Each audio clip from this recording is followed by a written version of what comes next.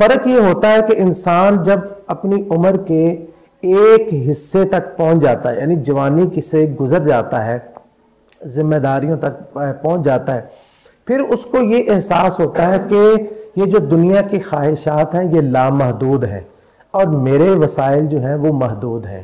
اب میں نے اپنے وسائل کے ساتھ اس دنیا میں گزارا کیسے کرنا اور اپنی خواہشات کو پورا کیسے کرنا ہے، وہ پھر مینج کرنا سیکھ جاتا ہے۔ اس عمر میں سب سے بڑا مسئلہ یہ ہوتا ہے کہ خواہشات اندھی اور منہ زور ہوتی ہیں،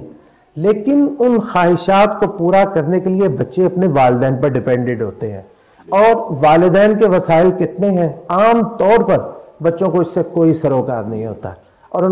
یہی پہ مسئلہ خراب ہوتا ہے کہ ان کو والدین کے یہ نہیں پتا ہوتا ہمارے والدین کے وسائل کتنے ہیں اور ہم ان سے کیا طلب کر سکتے ہیں اور وہ ہمیں کیا دے سکتے ہیں، اور ان کو یہ بات سمجھ آنا بڑی ہی مشکل ہوتی ہے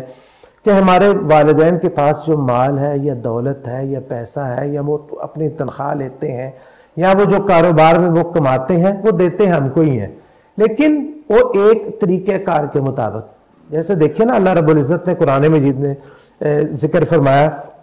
کہ اگر اللہ تعالیٰ چاہے تو ہر ایک کو اس کی خواہش کے مطابق دے دے، لیکن اللہ تعالیٰ ہر بندے کو جو ہے وہ اتنا دیتا ہے جتنا اس کا مطلب و مفہوم یہ ہے کہ جس سے وہ ہم اپنی زبان میں کہتے ہیں وہ خراب نہ ہو، یعنی کہ وہ جو ہے وہ کنٹرول کے اندر رہے، حد کے اندر رہے۔ تو والدین بھی جو بچوں کو دیتے ہیں، ایک تو یہ ذہن میں ہوتا ہے کہ والدین کے پاس ہوتا بہت کچھ ہے کہ ہمیں دیتے بہت تھوڑا ہے، دیتے نہیں پورا۔ حالانکہ والدین جو ہے ایک بندہ بزنس کرتا ہے یا کاروبار کرتا ہے تو اس کے سارے پیسے خرچ کرنے کے لیے نہیں ہوتے، وہ کاروبار چلانے کے لیے ہوتے ہیں۔ اور اسی طرح کوئی نوکری کرتا ہے، ملازمت کرتا ہے، جاب کرتا ہے، وہاں سے اس کو جو پیسے ملتے ہیں تو وہ سارے ایک خواہش پہ لگانے کے لیے نہیں ہوتے، دوسرے بچے بھی ہیں، گھر بھی ہیں،